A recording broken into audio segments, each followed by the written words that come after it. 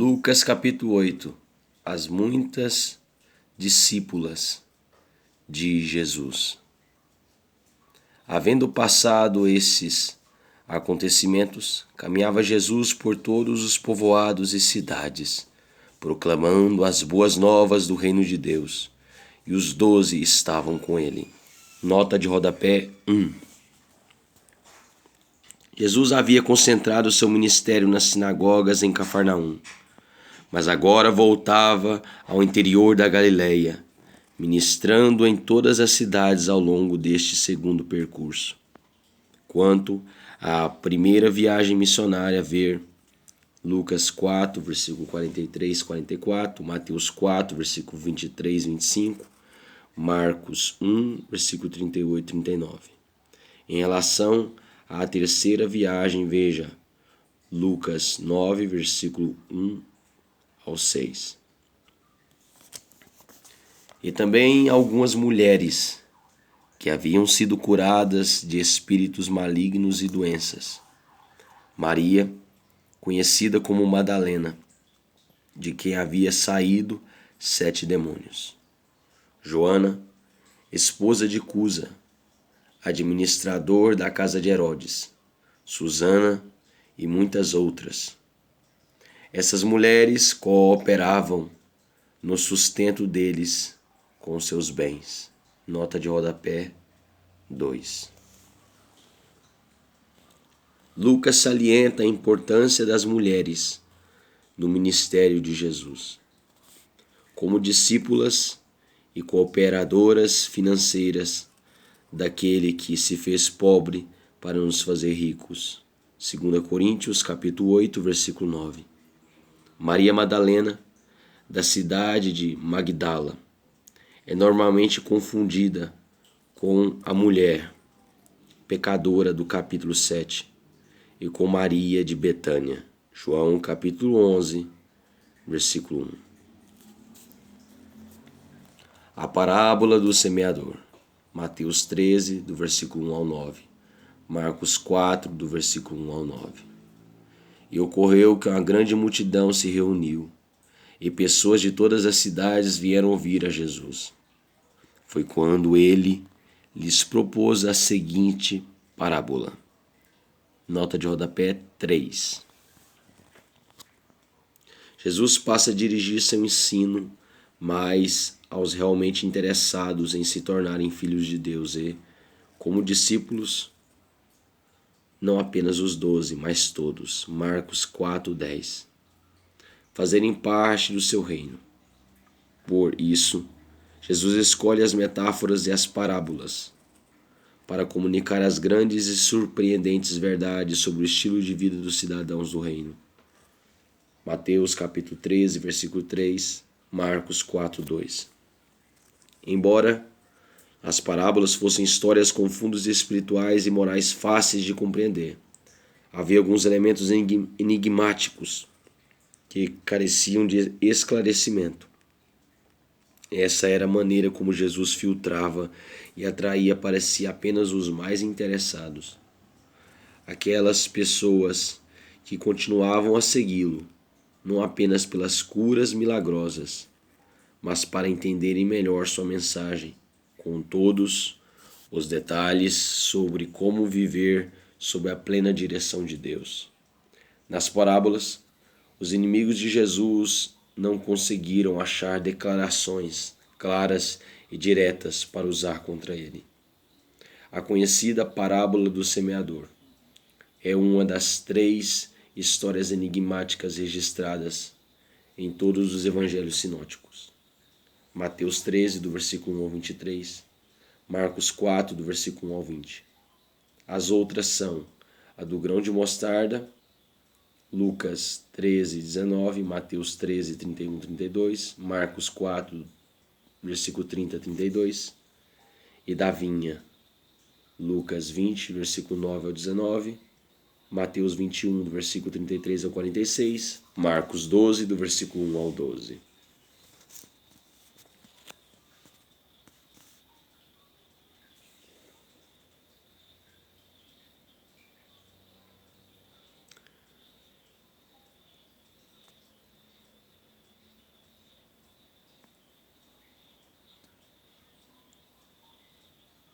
Eis que um semeador saiu a semear. Enquanto lançava a semente, parte dela caiu à beira do caminho. Foi pisoteada e as aves do céu a devoraram. Outra parte caiu sobre as rochas e, quando germinou, as plantas secaram, pois não havia umidade suficiente. Outra parte ainda caiu entre os espinhos, que com ela cresceram e sufocaram suas plantas. Todavia, uma outra parte caiu em boa terra. Germinou, cresceu e produziu grande colheita, a 100 por 1. Tendo concluído esta parábola, exclamou: Aquele que tem ouvidos para ouvir, ouça. Nota de rodapé 4. A narração de Lucas é mais sucinta que a de Mateus, Mateus capítulo 13, versículo 8, e a de Marcos, Marcos capítulo 4, versículo 8. Entretanto, a lição central é a mesma. A quantidade da colheita depende da qualidade do terreno. Jesus exorta a todos que receberam capacidade espiritual para ouvir a voz de Deus, abram completamente seu entendimento e vivam como cidadãos do reino, ainda que nesse mundo materialista e injusto. Jesus explica a parábola. Também encontrar essa passagem em Mateus capítulo 13, do versículo 10 ao 23, Marcos capítulo 4, do versículo 10 ao 20. Seus discípulos lhe perguntaram o que ele queria comunicar com aquela parábola, ao que ele lhe replicou: A vós outros é concedido saber os mistérios do reino de Deus. Aos demais, contudo, anuncio através de parábolas, para que vendo não vejam, e ouvindo não compreendam. Nota de rodapé 5. Muitos ensinos e conceitos de vida transmitidos por Deus aos seres humanos são considerados, especialmente pelos incrédulos, como grandes enigmas e mistérios. Dependemos das misericórdias do Senhor para recebermos a correta e clara revelação da verdade. Marcos 4:11, Efésios 3, do 2 ao 5, 1 Pedro 1, do 10 ao 12. A citação de Isaías capítulo 6, versículo 9, não quer dizer que há uma disposição divina de vetar o acesso ao conhecimento da verdade para algumas pessoas. Mas essa é simplesmente uma triste constatação. Todos aqueles que não estiverem dispostos a receber e incorporar a mensagem de Jesus perceberão o quanto a verdade, o caminho da paz e da plena felicidade, escapou ao seu entendimento. E seu destino final fica subentendido na citação complementar de Mateus 13, 14 e 15. Veja também Marcos 4, 12.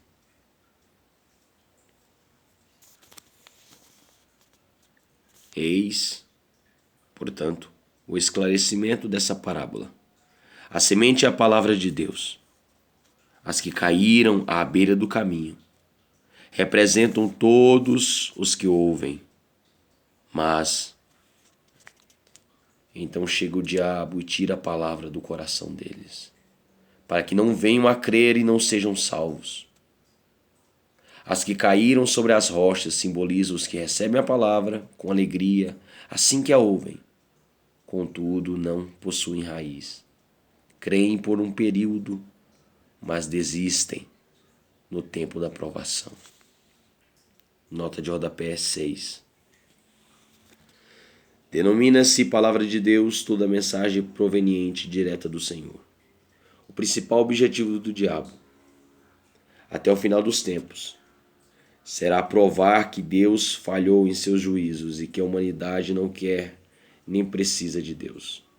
O diabo é o pai da mentira e da arrogância, uma forma de mentira, e por isso, embora saiba do seu final no lago de fogo eterno, juntamente com todos os seus correligionários, simpatizantes, inocentes úteis entre aspas. Aquelas pessoas que dizem que não se envolvem em religião, pois não matam, não roubam e ajudam o próximo quando possível. Consideram a si mesmas tão boas que não precisam de arrependimento, muito menos da salvação.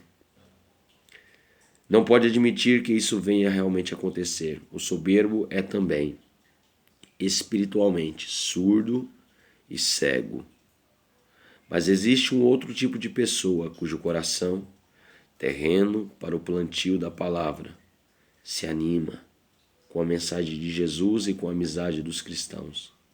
E por algum tempo vive como crente. Entretanto, sua fé é superficial e, portanto, não própria do salvo. É semelhante à fé que Tiago chama de morta, Tiago 2, 17 e 26, e inútil, Tiago 2, 20.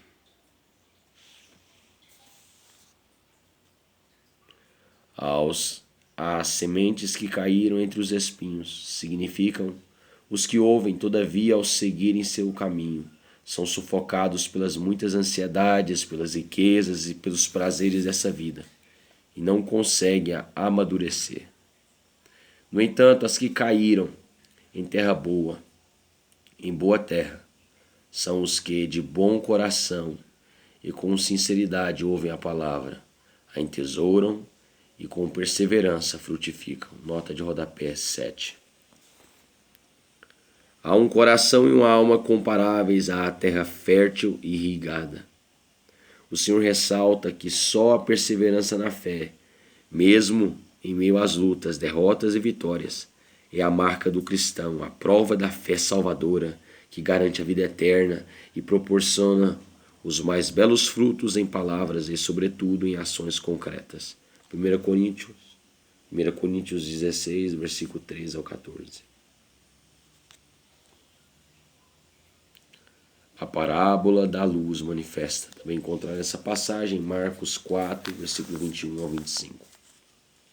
Não há ninguém que, depois de acender uma candeia, a esconde debaixo de um jarro ou a coloque sobre a cama. Ao contrário, coloca-a num lugar apropriado, de maneira que todos aqueles que entram vejam resplandecer da luz. Nota de rodapé 8. Jesus estimula seus discípulos a proclamarem a verdade em todas as partes. Lucas 11:33, Lucas 12:2, Mateus 5:15. A luz corresponde à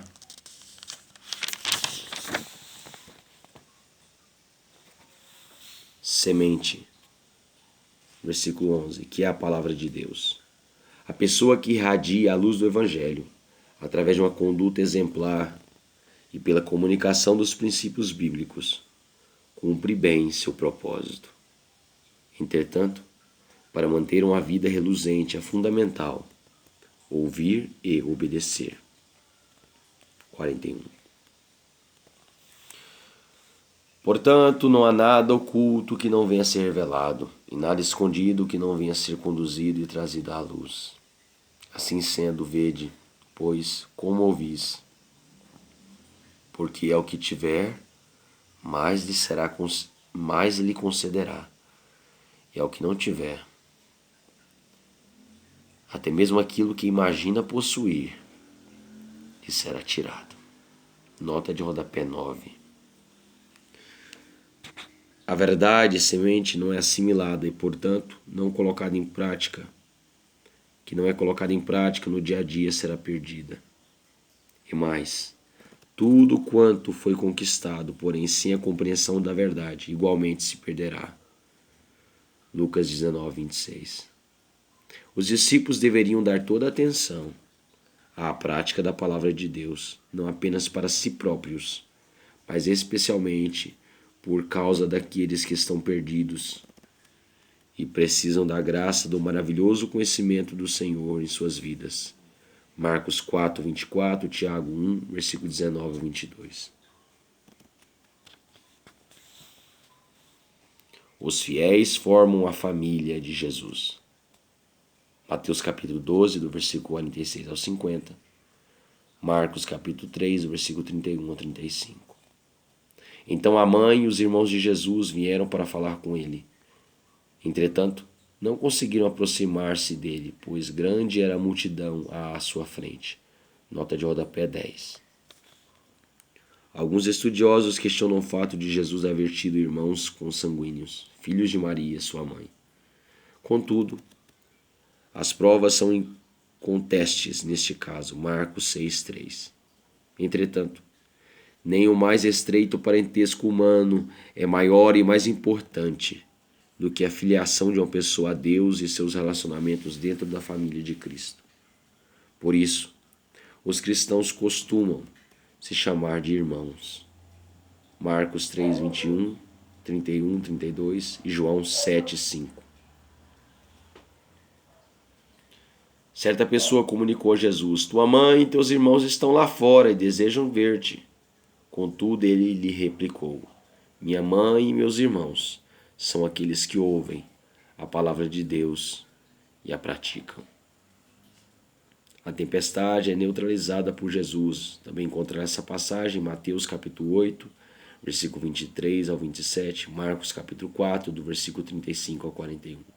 E aconteceu que, em um daqueles dias, ao entrar no barco, pediu Jesus aos seus discípulos: passemos para a outra margem do lago, e partiram. Enquanto navegavam, ele adormeceu. E abateu-se sobre o lago uma grande tempestade, com fortes ventos, de modo que o barco estava sendo inundado, e eles corriam risco de naufragar. Então os discípulos correram para acordá-lo, exclamando: Mestre, mestre, estamos a ponto de morrer. Ele se levantou e repreendeu a tempestade e a violência das águas. Tudo então se acalmou e houve perfeita paz. Jesus, no entanto, dirigiu-se aos seus discípulos e indagou: onde está a vossa fé? Mas eles, amedrontados e maravilhados, interrogavam uns aos outros: quem é este que até o vento e as ondas dá ordens, e eles lhe obedecem? Nota de rodapé 11. Jesus notou a participação das forças malignas naquela tempestade inusitada, exatamente quando ele e seus discípulos rumavam para a terra dos Gerazenos, Gadarenos ou ainda Gergesenos, um povo gentil que vivia isolado e tinha como fonte de renda a criação de porcos, animal considerado impuro pelos judeus em todos os sentidos. Com esse milagre, Jesus confirma mais uma vez seu poder sobre todas as forças impessoais. Ele as criou e as controla. João capítulo 1, versículo 3, Colossenses capítulo 1, versículo 17. Onde está a vossa fé? Se estiver depositada em uma capacitação ou criação humana, como um bom barco com navegadores experientes, por exemplo, pode afundar. Se estiver a sua fé na dedicação e nas obras morais e beneficentes, com certeza, as forças contrárias serão maiores. Entretanto, se a sua fé estiver firmada em Cristo, tranquilize-se e comece a desfrutar da bonança. Efésios capítulo 2, versículo 8 e 9. A libertação de um endemoniado, também encontrar essa passagem em Mateus capítulo 8, versículo 28 ao 34, Marcos capítulo 5, do versículo 1 ao 20. Zarparam então para a região dos Gerazenos, que localizava do outro lado do lago da fronteira da Galiléia. Assim que Jesus desembarcou, foi ao encontro dele um homem daquela cidade, possesso de um demônio que, fazia muito tempo, não usava roupas, nem habitava em casa alguma, mas vivia nos sepulcros. Nota de rodapé 12. Mateus faz referência a 2 endemoniados. Mateus 8, 28. Entretanto, Marcos e Lucas ressaltam a ação daquele que se adiantou para interagir com Jesus. Marcos capítulo 5, versículo 2. Esses homens, vítimas do domínio absoluto do demônio, foram ao encontro de Jesus para maltratá-lo. No entanto, ao se aproximarem do Filho de Deus, prostraram-se diante do poder do Altíssimo e lhe suplicaram por misericórdia. Essas pessoas atormentadas viviam ainda mais isoladas, em lugares desolados que serviam de cemitérios. Marcos capítulo 5, versículo 3. Ao contemplar Jesus, berrou, prostrou-se aos seus pés e exclamou com voz forte: Que desejas comigo, Jesus, Filho do Deus Altíssimo? Imploro a ti, não me castigues. Porquanto Jesus ordenara ao espírito imundo que abandonasse o corpo daquele homem. Diversas vezes o demônio havia se apoderado dele, mesmo com os pés e as mãos acorrentados, e vigiado por guardas, arrebentava as cadeias e os grilhões, e era impelido pelo demônio para lugares desolados. Jesus lhe inquiriu: Qual é o teu nome? Ao que ele replicou: Legião, pois eram muitos os demônios que tinham invadido aquele homem. Nota de rodapé 13. Os gentios em geral se referiam ao Senhor como Deus Altíssimo. Lucas 1, 24, 32, Lucas 4, 34, Gênesis 14, 19 e Atos 16, 17. O reino de Satanás não tem absolutamente nada em comum com o reino de Deus. Lucas 11, do versículo 14 até o 22. Por isso, o questionamento dos demônios. Haja vista que eles dominavam aquela região e, mais especificamente, aqueles homens. Jesus pergunta o nome do homem como quem está falando, mas quem responde é legião, palavra usada para identificar uma corporação romana com até 6.000 soldados. O chefe de uma multidão de demônios que havia tomado o corpo daquela pessoa numa demonstração clara de posse e comando daquela vida, cuja própria identidade havia sido confiscada.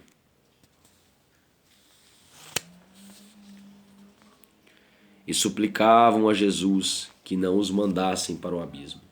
Extrementes, uma grande manada de porcos estava passando naquela colina. Os demônios imploraram que Jesus lhes permitisse entrar nos porcos e Jesus consentiu. Então, saindo do homem, os demônios invadiram os porcos e a manada jogou-se precipício abaixo em direção ao grande lago e todos os porcos se afogaram. Ao observar tudo o que acontecera, as pessoas responsáveis pelo cuidado dos porcos fugiram e foram contar esses fatos na cidade e pelos campos. Nota de rodapé 14. O abismo, lugar de confinamento de Satanás e dos espíritos malignos, será sempre o destino final dos demônios e das almas incrédulas. Apocalipse capítulo 9, versículo 1, Apocalipse 20, versículo 3.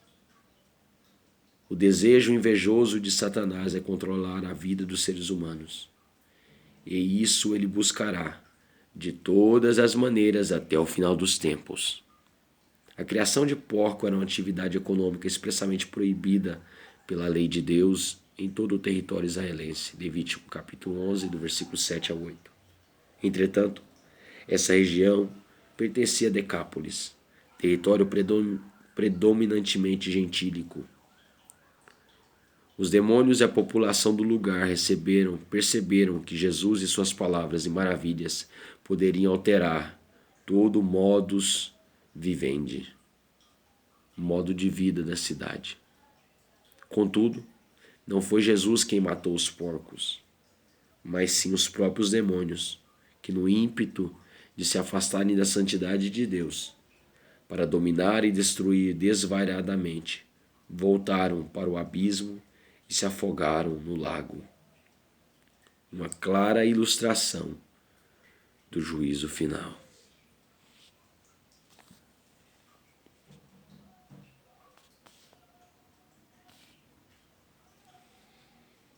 Um homem gerazeno se torna discípulo. Mateus, também encontrar essa passagem em Mateus capítulo 8, versículo 34. E Marcos capítulo 5, do versículo 14 ao 20. E ocorreu que o povo saiu para ver o que tinha sucedido. Quando se aproximaram de Jesus, viram aquele homem de quem os demônios haviam saído, assentado aos pés de Jesus, vestido e em perfeito juízo, e todos ficaram apavorados. As pessoas que haviam testemunhado todos os fatos contaram também como fora liberto aquele homem dos muitos demônios que o havia tomado. Nota de rodapé 15. O termo grego original, exote, é muito rico em significados paralelos, podendo ser traduzido como salvar, curar, resgatar e libertar. É a mesma expressão usada várias vezes no Novo Testamento para descrever o novo relacionamento de ser humano resgatado por Deus. No verso 48 temos sentido duplo, salvação em relação à morte física e espiritual. Então todo o povo da região dos Gerazenos rogou a Jesus para que se retirasse de suas terras, pois estavam aterrorizados. Contudo, o homem de quem havia sido expulso os demônios implorava que o deixasse ir com ele. Mas Jesus despediu-se, recomendando-lhe: volta para tua casa e compartilha tudo quanto Deus fez por ti. E assim o homem partiu e anunciou na cidade inteira todas as obras que Jesus havia realizado em sua vida. Nota de rodapé 16. Contraste entre o pedido dos Gerazenos e do homem liberto. A população valorizou os bens materiais acima dos espirituais. Ficaram com medo de perder sua fonte de renda, segurança e da destruição que Jesus poderia promover na cidade. E preferiram permanecer oprimidos pelas forças malignas. O Gerazeno, salvo e curado, reconheceu em Jesus o Filho de Deus e a fonte da vida. Valorizou sua salvação acima de todos os bens e teve o pavor de voltar à vida antiga. Em seu coração disposto a seguir e servir a Deus, aceitou com alegria a orientação missionária de Jesus e, a caminho de casa, pregou o Evangelho em várias cidades por toda Decápolis, Liga das Cidades Livres, localizada além do Rio Jordão, caracterizadas pelo alto nível de cultura grega, portanto, gentios.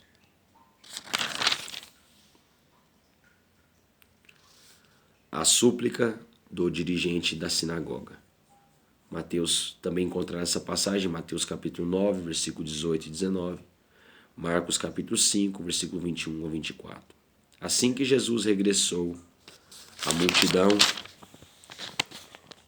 o recebeu com grande júbilo, pois todos o estavam aguardando com ansiedade.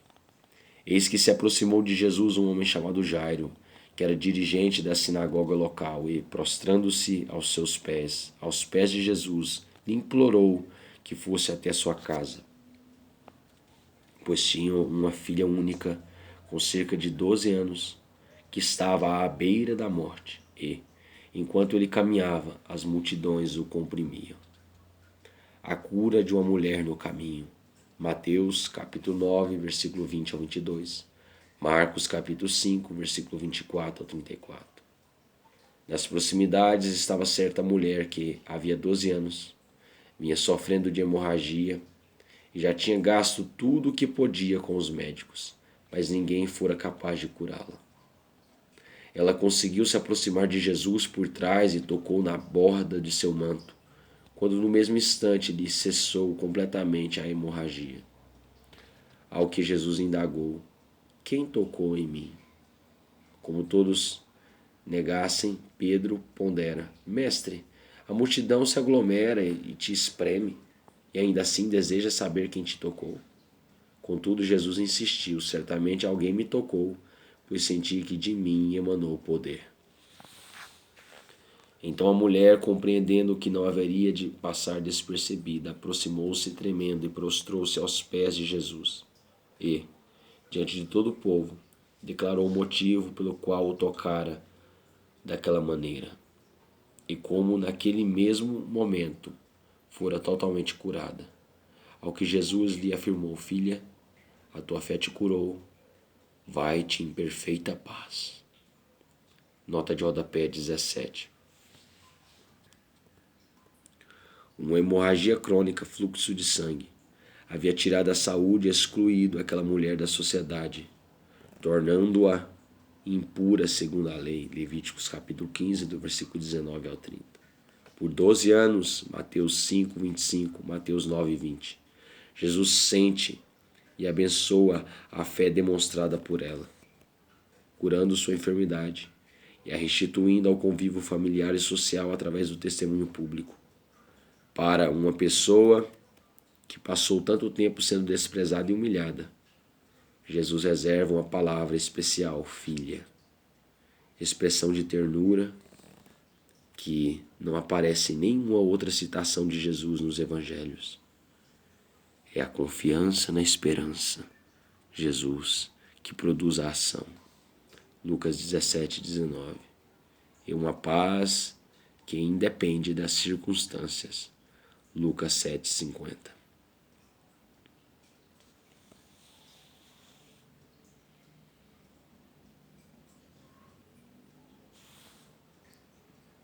Jesus ressuscita a filha de Jairo. Também encontraram essa passagem em Mateus capítulo 9, versículo 23 ao 25, Marcos capítulo 5, do versículo 35 ao 43. Falava ele ainda, quando chegou uma pessoa da casa do dirigente da sinagoga, informando: tua filha já está morta, não adianta mais incomodar o mestre. Nota de rodapé 18. Jairo, nome que significa em hebraico Deus dará luz, era responsável pela sinagoga local e um homem piedoso. Aparentemente, o atraso de Jesus em socorrer a filha de Jairo cooperou para sua morte. Incidente semelhante ocorreu com Lázaro, um grande amigo de Jesus, João capítulo 11, versículos 5 e 6. Esses são dois grandes temores humanos, o tempo e a morte. Para Deus, entretanto, estes aspectos limitantes da vida não existem. A razão nos encoraja a crer no possível. A experiência afirma que ninguém voltou do lugar dos mortos, revelando detalhes sobre esse caminho. Lucas 16:30. As emoções nos fazem sentir preocupados e assustados em relação à morte. Salmo 55, versículo 4. Mas Jesus nos afirma que confiança é a palavra hebraica para fé, nele, como nossa única e suficiente esperança. Testemunharemos que o finis da morte, o final de tudo, se transforma no prelúdio da vida verdadeira, plena e eterna. João capítulo 11, versículo 25. Ao ouvir tais notícias, Jesus declarou a Jairo: não temas, então somente crê e ela será salva. Assim que chegou à casa de Jairo, não permitiu que ninguém entrasse com ele, a não ser Pedro, João, Tiago, bem como o pai e a mãe da menina. Enquanto isso, grande comoção atingiu a multidão e todos choravam e se lamentavam por ela. Diante disto, Jesus os encorajou: não pranteeis. Ela não está morta, mas dorme. Nota de rodapé 19. Jesus faz uma grande diferença entre a morte eterna e o estado do descanso temporário da alma, fora do corpo, enquanto aguarda a volta de Cristo e o final de uma era humana como a conhecemos hoje. A morte para Jesus é o estado eterno, é o estado de eterno banimento da comunhão e das misericórdias de Deus. Destino este reservado para Satanás, seus anjos e todos aqueles que rejeitarem a graça salvadora do Senhor durante suas vidas. Sendo assim, Jesus adverte a Jairo de que sua filha não estava permanentemente morta, mas como ocorre com os mortos no Senhor, estava adormecida ou descansando, 1 Tessalonicenses 4,13, na expectativa da ressurreição. Jesus demonstra a veracidade das suas palavras, despertando a menina da morte, concedendo-lhe uma ressurreição antes da ressurreição definitiva e comprovando uma vez mais que para Deus não há impossíveis. Mateus capítulo 5, versículo 38, João capítulo 11, versículo 11 até o versículo 14. E muitos zombavam dele, pois tinham certeza de que ela estava morta.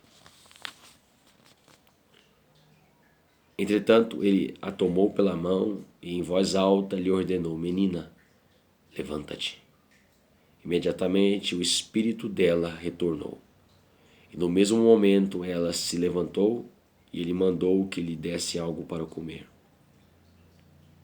Os pais da menina ficaram maravilhados, contudo Jesus lhes ordenou que não contasse a ninguém o que se passara ali. Nota de rodapé 20. Jesus sempre se preocupou com a maneira como as pessoas estavam recebendo, bem como a sua mensagem. Ele não queria que o povo o seguisse de forma utilitarista, ou seja, somente a troco dos benefícios físicos que ele proporcionava aos que nele criam. Saúde física, emocional, libertação dos demônios, segurança, alimentação. João capítulo 6, versículo 26. E até ressurreição. Pois todos querem ir para o céu, mas ninguém deseja morrer. Lucas capítulo 9, versículo 24. Desde a criação do Éden, o plano de Deus é que o ser humano lhe fosse um amigo leal, adorando-o como seu Criador e Pai, uma comunhão que resulta em glória a Deus. João capítulo 5, versículo 44, Filipenses capítulo 3, versículo 11.